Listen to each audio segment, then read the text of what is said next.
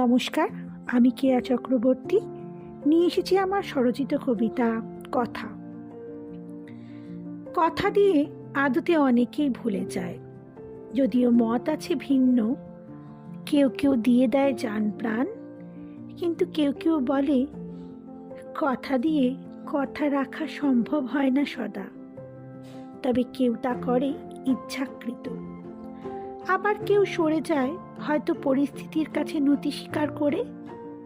তবে যারা হন মনে প্রাণে দৃঢ় প্রতিজ্ঞ, একমাত্র তারাই কথা দিয়ে কথা রাখেন, করেন না বাজ বিচার।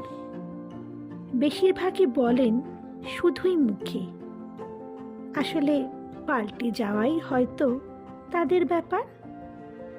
মানুষের বেড়ে ওঠা যেহেতু ভিন্ন পরিবেশে, তাই মানুষ মাত্রই তাদের চিন্তা ভাবনাও হয়